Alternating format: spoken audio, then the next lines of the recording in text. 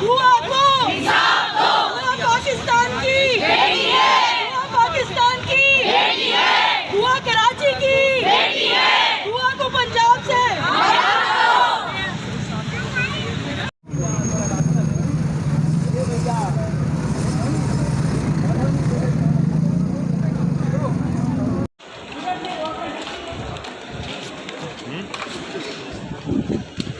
पीछे आ जाओ, वाइट आ जाओ, वाइट आ जाओ, वाइट आ जाओ, पीछे पीछे होते हैं ये ना पीछे।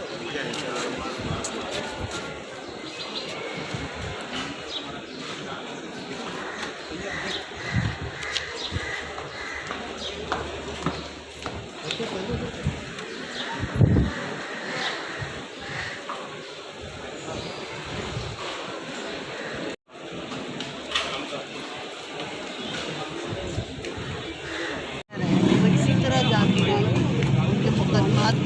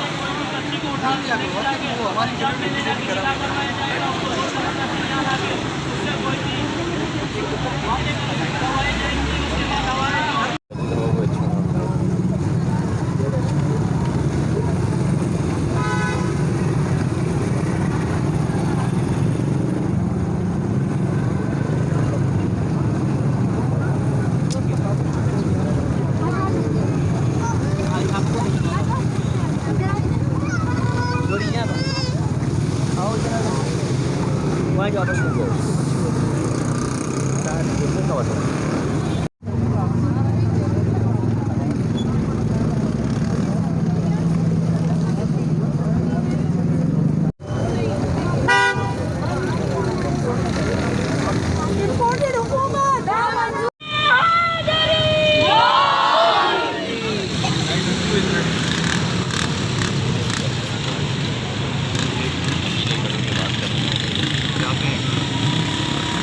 जाओ बेटा खड़े हो जाओ।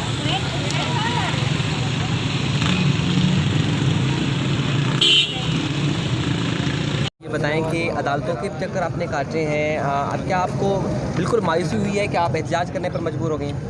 जी, बात ये कि जाहिर सी बात है कि हमने अपनी अदालतों पे बहुत भरोसा किया था, ठीक है, अपनी यहाँ की पुलिस पे बहुत भरोसा किया था और हमें था कि हम एक पाकिस्तानी शहरी हैं, हमारी सिंध की बच्ची है, सिंध में आएगी, बहुत अच्छा, हमें यकीन करें बहुत हमें खुशी हुई जिस दिन वो मिली। हमने कहा बच्ची हमारी सेफ़ होगी, बच्ची आ गई इधर, लेकिन उसकी जैसी वो आई है तो यकीन करें हमारे साथ ऐसा सलूक हुआ कि मैं आपको बता नहीं सकती। बच्ची पेश कहीं और करनी होती थी और ये लोग कहीं और ले जाते हैं, ना माँ बाप को बताते हैं, ना वकील को बताते हैं, ना किसी को बताते हैं, हमसे मिलने नहीं दिया गया। तो मेरी सिंध गवर्नमेंट से अपील है कि हमें आपसे इंसाफ चाहिए, मेरी बच्ची मुझे वापस चाहिए, यहाँ पे लेके आएँ। और क्योंकि देखिए बगैर निकाह के बच्ची को उनके पास भेज दिया गया है, ये इसका कौन ज़िम्मेवार होगा? जो उसके साथ हो रहा है या जो होगा वो कौन ज़िम्मेवार होगा? अच्छा, आप वालिदा हैं, माँ हैं, माँ तो पलक झपक से अपनी औलाद को समझ सकती है। उस दिन जब दुआ से आपकी मुलाकात हुई तो कोई परेशानी, कोई मायूसी, कोई टेंशन या ऐसा लगा कि वो ब्लैकमेल है, अंडर प्रेशर है? देखें, बात ये कि हमें तो मिलने नहीं दिया। आप सब ने देखा ही होगा कि हम लोग किस तरह पागलों की तरह कहते थे हमें मिलने दें, प्यार करने दें, सीने से लगाने दें, चूमने दें। 2 महीने से मेरी बच्ची घर में नहीं थी, बहुत अजियत में थे हम लोग, उन्होंने हमें धक्के देते थे, हमें मिलने नहीं देते थे। मैंने एक माँ होकर, एक औरत होकर मैंने पुलिस वाले के पैर भी पकड़े, मैंने कहा मेरी बच्ची को मुझे मिलने दे खुदा के वास्ते। मुझे प्यार करने नहीं मिलने देते थे, ज़बरदस्ती मिले चूमा। लेकिन उसको जैसे वो हमारी तरफ देखती थी तो वो इशारा करती थी कि मत देखो, नीचे मुँह करें। मुझे बात बताएं, जो मुजरिम था उसको खुला छोड़ा हुआ था, उसको आराम से रखा, दूल्हा बना के लेकर आए थे और ले गए। जो बच्ची बाजियाब करवा के लेके आए थे उसको तो रिलैक्स करना चाहिए था, थोड़ा इजी करके बिठाना चाहिए था, और उसको ऐसे पकड़ा था जैसे पता नहीं कितनी बड़ी मुजरिम है वो, या पता नहीं क्या गुनाह कर आई है, और उसको वापस उनके हवाले कर दिया। हमें तो मिलने ही नहीं दिया, मिलने देते तो कोई बात होती ना, मिले ही नहीं हम उससे।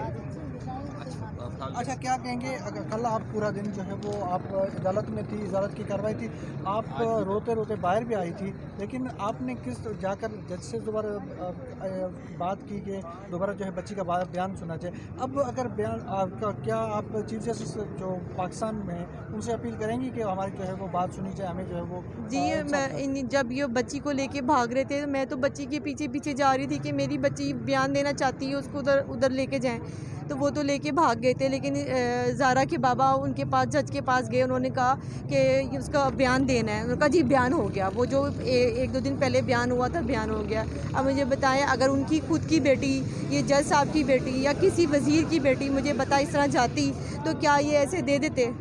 ऐसे किसी को भी दे देते कि जाओ ले जाओ, जाके जो मर्ज़ी करो, जो उससे उसको सप्लाई कर दो, कुछ भी कर दें आप।